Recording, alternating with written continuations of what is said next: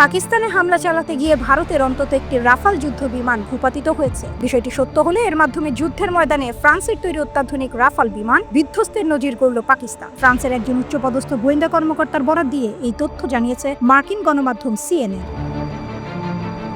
ওই কর্মকর্তা জানান, ভারতীয় বিমান বাহিনীর একটি রাফাল যুদ্ধ বিমান পাকিস্তান ভূপাতিত করেছে। ফরাসি ওই কর্মকর্তা জানিয়েছেন, পাকিস্তান রাতের আধারে ভারতের 3টি রাফাল যুদ্ধ বিমান ধ্বংসের এই দাবি সত্য কিনা তা যাচাই করে দেখছে ফ্রান্স কর্তৃপক্ষ। এদিকে ভারত শাসিত কাশ্মীরে বিধ্বস্ত বিমানের ধ্বংসাবশেষে ফ্রান্সের বিমান নির্মাণকারী প্রতিষ্ঠানের লোগো দেখা গেছে। তবে ধ্বংসাবশেষটি রাফাল বিমানের কিনা তা স্পষ্ট করে বলতে পারেননি বিশেষজ্ঞরা। তবে ভারতের পক্ষ থেকে রাফাল যুদ্ধ বিমান ভূপাতিত হওয়া নিয়ে কোনো মন্তব্য আসেনি।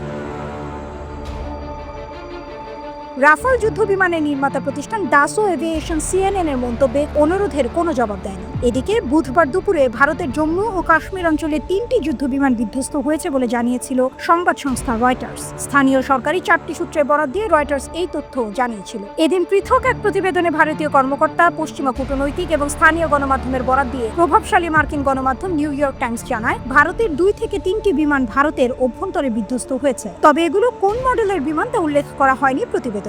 বুধবার পাকিস্তানের 6টি শহরে ক্ষেপণাস্ত্র হামলা চালায় ভারত। তাৎক্ষণিক প্রতিরোধ গড়ে তোলে পাকিস্তানও। দুই দেশের পাল্টাপাল্টি হামলায় 46 জন নিহত ও শতাধিক মানুষ আহত হয়েছে। পাকিস্তান সেনাবাহিনী দাবি করেছে, তারা হামলায় অংশ নেওয়া ভারতের 5টি জঙ্গি বিমান ভূপাতিত করেছে। ভূপাতিত বিমানের মধ্যে 3টি রাফাল জেট, একটি MiG-29 এবং একটি Su-30 যুদ্ধ বিমান এবং একটি ড্রোন রয়েছে বলে দাবি করেছে পাকিস্তান। কাশ্মীরে ভারতীয় সেনাবাহিনীর একটি ব্রিগেডের সদর দফতর ও তল্লাশি চৌকিও গুঁড়িয়ে দেওয়ার দাবি করেছে তারা।